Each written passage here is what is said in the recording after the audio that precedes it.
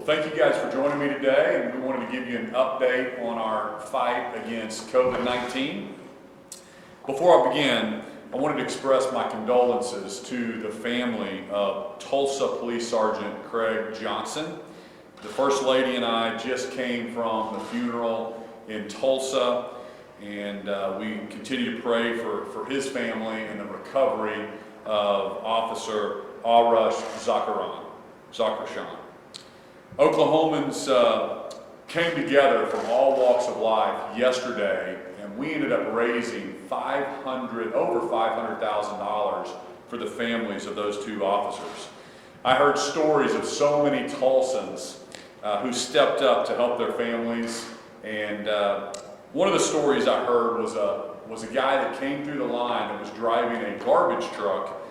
This guy said he didn't have much money, but he wanted to support the officers in Tulsa. So he said he gave his money for breakfast and his money for lunch. And that just is an example of what Oklahomans do when we have community members and people in need. So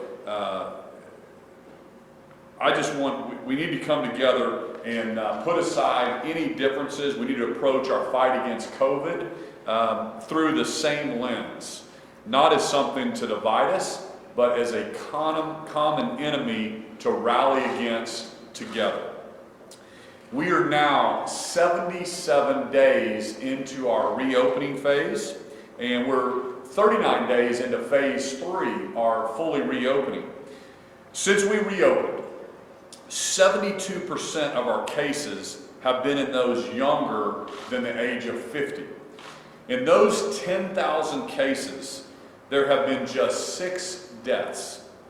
And I don't want to minimize any deaths, but just want to continue to give the transparent data to Oklahomans. That means a death rate under the age of 50 of 0.06%.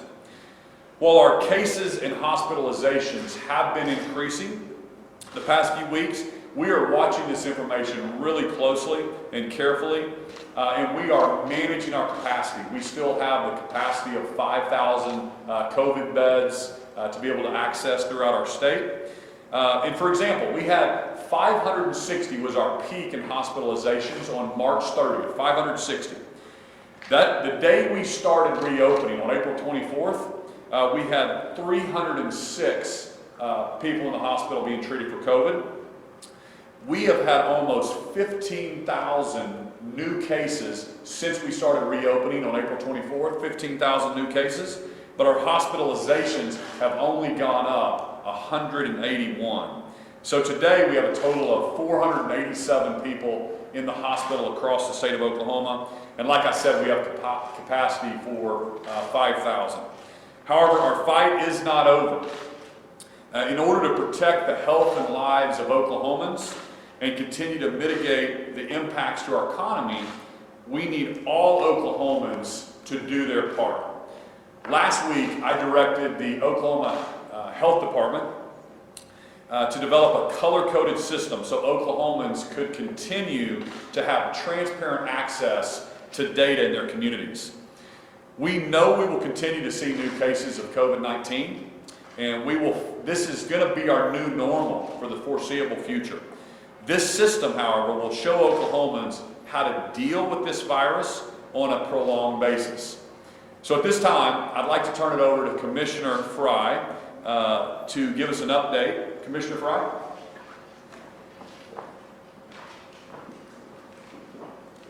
Thank you, Governor. In the beginning, Oklahomans came together and focused on delaying and flattening the curve in order to allow us to increase our capacity and not overwhelm our healthcare system. During this time, a very robust healthcare surge plan was put into place, which included increasing hospital capacity, our stockpile of ventilators and PPE, and other critical resources needed to protect Oklahomans. Oklahomans worked together and followed the recommended guidelines, which allowed us to move into a phased reopening while carefully monitoring our data daily. As we've all known, with reopening would come increased cases, and we're certainly seeing this now. As the governor said many times, the virus is still here, With these increased cases, we're learning every day how to live and navigate within this new normal. We must balance our physical, mental, and economic well-being. We must stay vigilant and prepared, and importantly, be aware that guidance will change as science progresses in how to deal with this virus. We must understand that with this increased socialization comes an increased risk of spread, and this is why personal responsibility is the key to stopping this virus.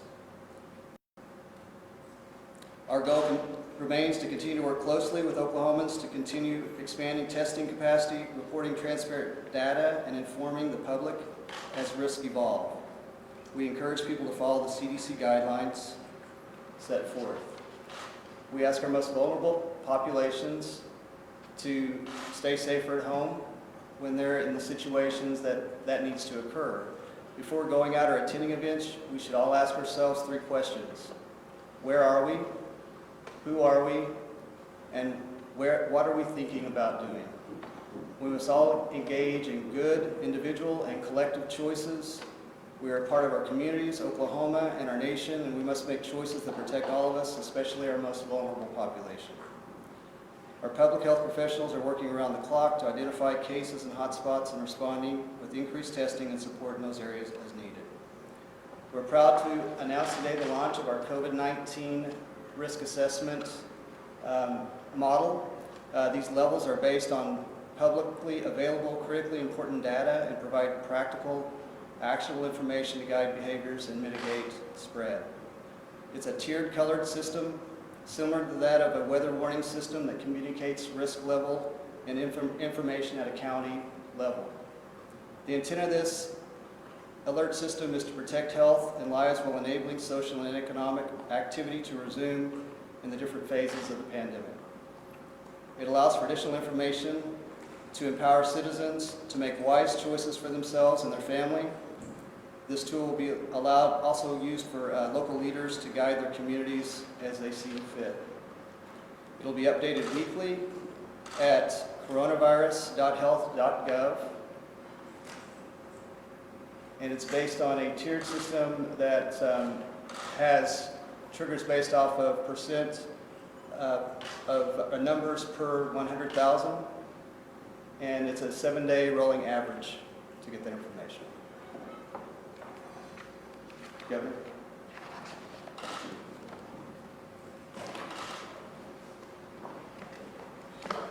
Thank you, Commissioner. As I said earlier, I'm calling on all Oklahomans to do their part to slow the spread of this virus, protect our friends and our neighbors. As your governor, I'm going to protect our freedoms as Oklahomans, but I need your help in this. Take the personal responsibility to protect yourselves, your family, and our most vulnerable. Continue to wash your hands frequently, stay home when you're sick, maintain physical distances, and consider wearing a mask in public when maintaining physical distance is not possible. Oklahomans did a really good job back in April to flatten this curve. March and April, we issued 25 different executive orders, and we did a really good job of flattening the curve. We need to continue to take this very seriously to protect our lives and our livelihoods. Also want to update you on where we are with unemployment claims in our state. We are months and months ahead of other states. We've been fully open now for the past 39 days, and we started our reopening plan 77 days ago. And we're starting to see some really positive trends in our data. Last week, initial unemployment claims in our state fell to the lowest levels since March. I know some Oklahomans are still hurting, and my heart goes out to them. The staff at OESC has been working long hours, helping hundreds of Oklahomans get their claims processed. They've made tremendous progress in this. And at this time, I'd like to invite Shelley Zumwalt, our interim executive director of OESC, to give us an update. Director? Thank you, Governor. And thank you for allowing me to provide an update on OESC. As many of you know, we've had a really busy week. We've been serving hundreds, if not thousands of people at our events that we've had in Midwest City at the Reed Center.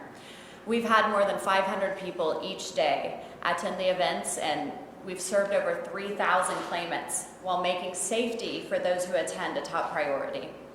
Guests who wish to see a claims agent had their temperature taken at the door, were screened for exposure to COVID-19 before they entered, and were asked to wear a mask at the event. Some of the reasons why people came to the events ranged from answering one or more questions in the weekly attestation wrong, or providing identification to remove a fraud stop on their claim. Others had never received their way to go cards from our vendor Conduit, and we required Conduit to be on site at these events to help these claimants. They provided overnight tracking for the claimants that arrived there and made sure that they got their cards in their mailboxes when they applied. We also saw many people who did not have strong computer skills, and others who said it was their first time to ever work on a computer. These are significant issues that impede a person's ability to find success when filing for unemployment, and something that the agency is actively working with OMES to identify possible solutions to, as most of the application and the weekly attestations are online and require the applicant to successfully navigate the system. Another benefit to seeing thousands of people at these claims events is we're also freeing up the phone lines so other claimants who can't attend the events in person can have an easier time getting to speak with a call center agent. By eliminating 3,000 people from the call center queue, we're allowing others to find success with their claims, since we've moved all Tier 2 agents to Tier 1, and we now essentially just have one tier for all agents. We've seen our first call resolution numbers increase by 30% during my tenure at OESC. And yesterday, 50 new call center employees started their 8-week training to become call center agents for the agency, and we have 50 more that start their training in 2 weeks.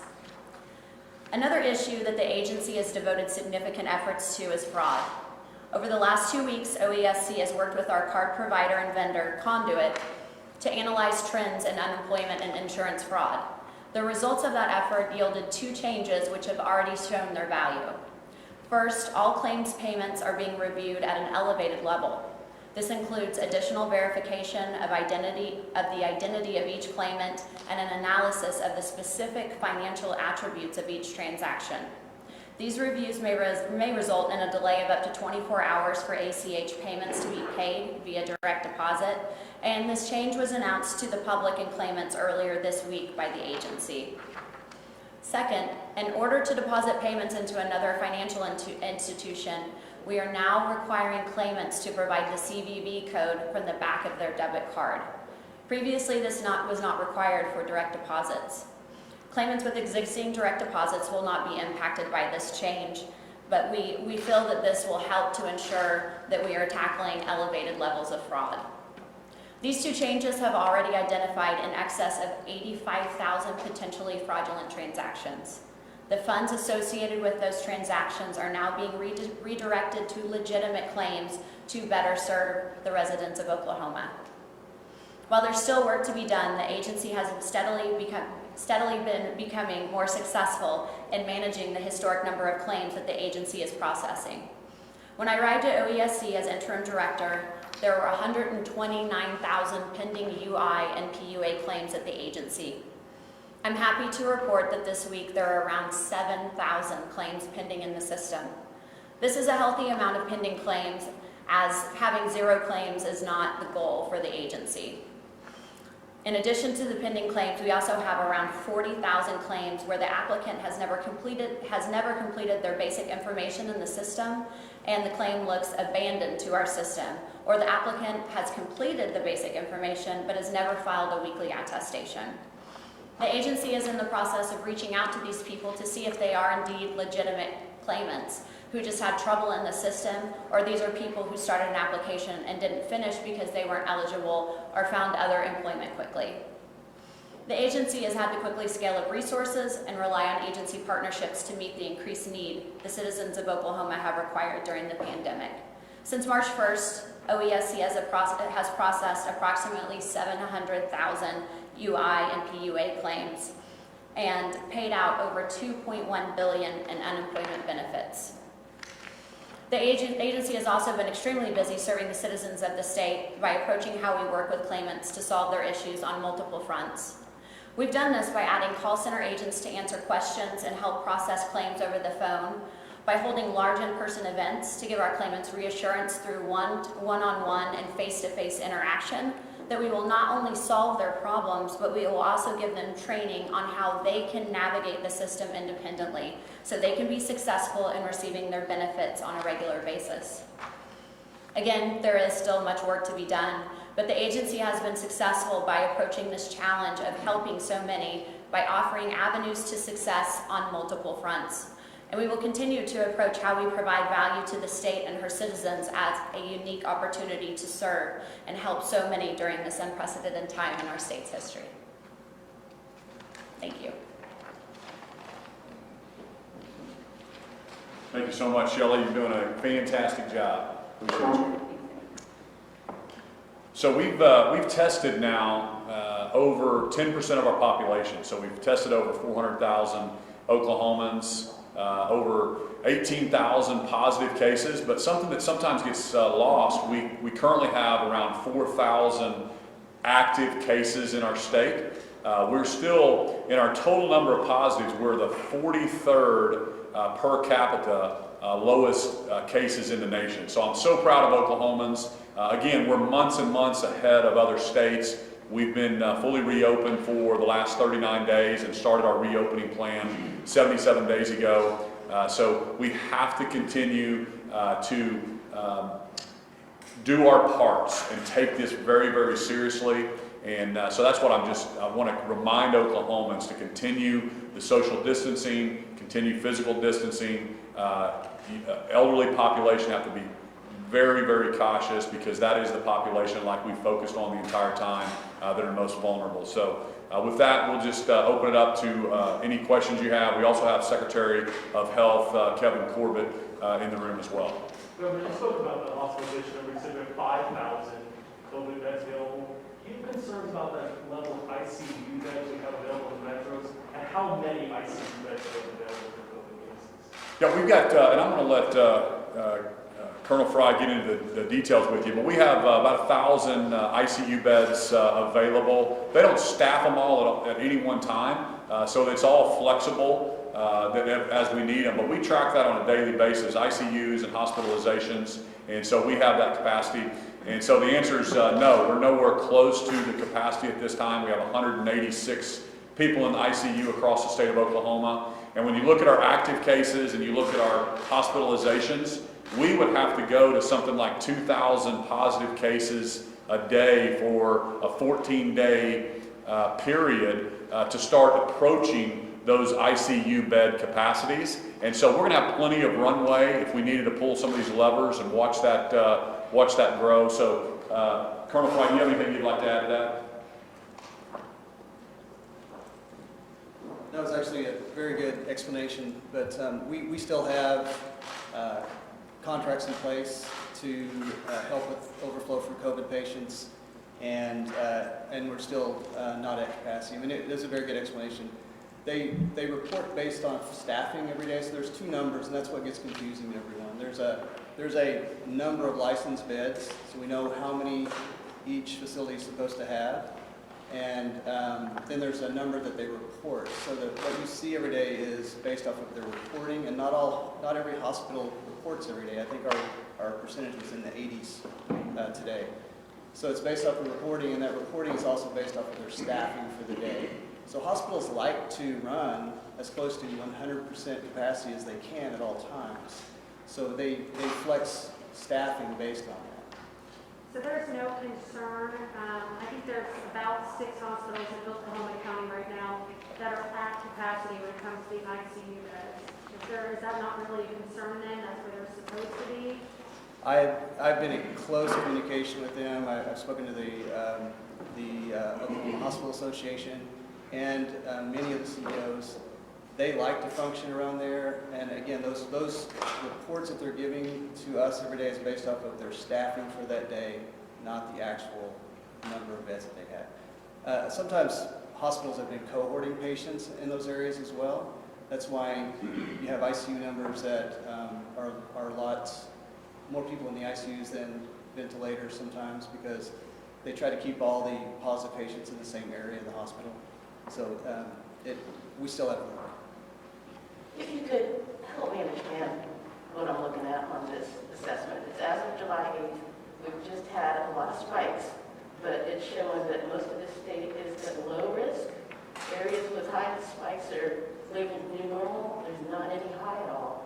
So first of all, how is that possible? And secondly, like as a business owner, what am I supposed to glean from that when it looks like most of the state's at low risk? We base this off of the recommended levels that came out of Washington, D.C. for our state for going through the different levels of the response. Red is on there for when hospitals are close to being out of capacity. So if they are reporting that they don't have enough days of PPE on hand, or they're running out of their ICU beds, or there's several key factors that they're looking into to trigger that red. So right now, none of those are in red. That doesn't mean that there aren't areas of the state with higher numbers per 100,000 in other areas.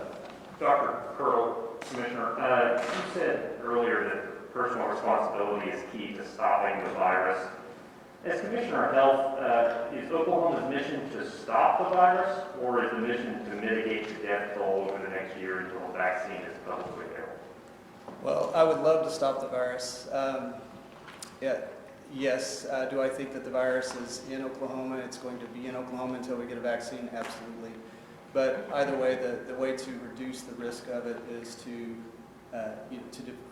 take personal responsibility, not just for yourself, but the people you're going to be around when you go home or you go to see your grandparents or whatever else. You have to think about our collective responsibility as well. Thank you.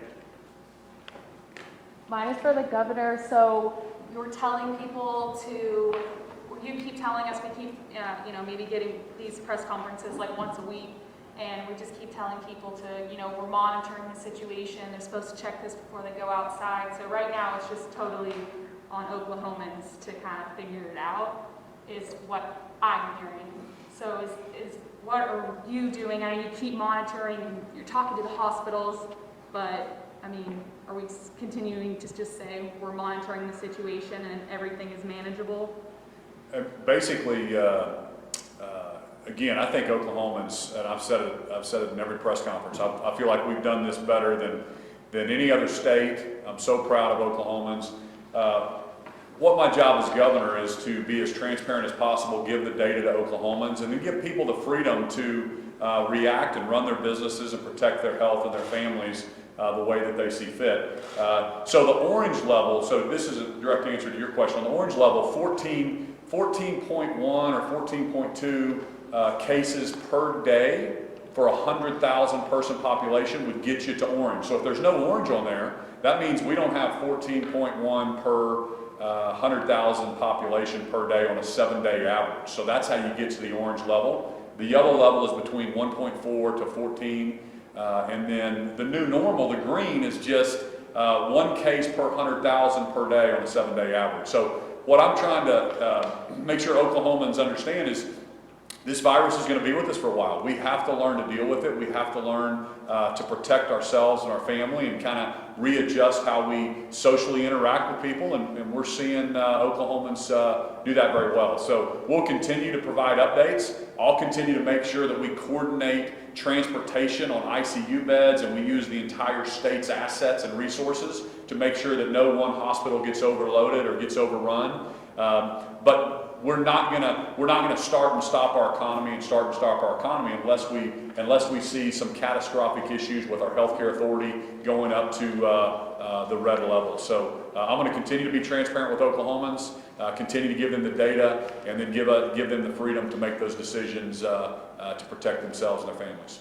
Governor, a lot of school districts right now are in the process of developing back-to-school plans. First, how confident are you that schools are going to be able to open up on time this fall? And Second, do you support kind of the mixed virtual in-person lesson plans or procedures that some districts are putting in place? Or just what are your thoughts on schools reopening? Yeah, so I'm really strongly encouraging Joy Hoffmeister, all the local school districts to reopen in the fall. And again, this is a personal choice. There's parents can choose to put their kids in online. There's a lot of schools that are offering that. We're trying to get our technology set up. That's why rural broadband is such a huge effort for my administration, is to make sure that every kid, every school district has access to be able to learn digitally. So we want them to be, we want our schools to start in the fall, and we know we're going to put some contingency plans in place that if there is any kind of outbreaks in the schools, that they can do some online learning as well. Governor, could you give us your reaction to the Oklahoma decision released this morning by the Supreme Court? Yeah, that just came out, I believe, at 9 o'clock Central. We're still digesting that. We've been in contact with the Attorney General, and Mithen, his first assistant, gave us a briefing on that a couple of days ago. And so we're still digesting that information. It's going to have, obviously, with the criminal cases, it's going to have an impact on Oklahomans, but it's also a pretty narrow opinion that could have other implications for the state of Oklahoma. So we're still monitoring that and still talking to the experts to see exactly what that means for the state of Oklahoma. You're a Tulsa guy. Tulsa, partially being within the boundaries of Skokie Creek Nation. Have you heard from some of your fellow business folks and leaders back in Tulsa County about this? No, it's so new. Obviously, we're trying to figure out what does federal prosecution mean, and the state does not prosecute certain crimes. Does it stop on the prosecution of crimes, or does it move into taxations? All those questions are things that nobody really knows at this point. I was with Senator Langford earlier today. This is a federal issue. It's something that the Congress needs to address to put some parameters and see exactly how we're supposed to deal with this. Thank you. More municipalities are putting in place mask mandates or some other kinds of restrictions. Are you still of the mind that you will overrule or make any attempt to overturn any local restrictions in the state? Well, first off, we've never been heavy-handed with local mayors, local municipalities. We believe that we believe in local control. Furthermore, the state, without some drastic measures, would not have the authority to come in and remove restrictions from a local authority. Local authorities can always be more restrictive than the state, but every community is different. That's why we're putting the map out with the green, yellow, and the orange, so we can see where we're at county by county in our populations and the positive cases per 100,000 in every county. So of course, I've been very clear, I'm not comfortable with mandating masks, and so municipalities that mandate masks, it's not something that I would do.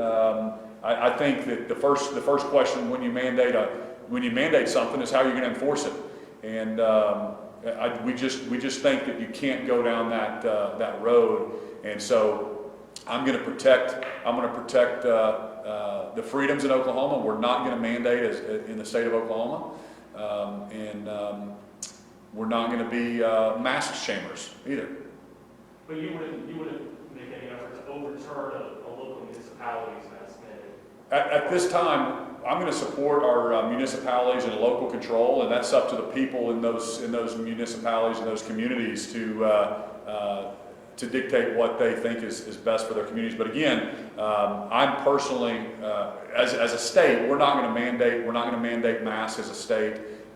We have not dug into whether the governor even has the power to go in and undo some additional restrictions county by county. So it's something that we never thought we would have to do, and I know that there's some questions with some municipalities being a little bit more restrictive than the state, and we're monitoring that. And but from a state perspective, there's not a one-size-fits-all, and we're certainly not going to mandate masks statewide. Thanks, everybody. Thank you.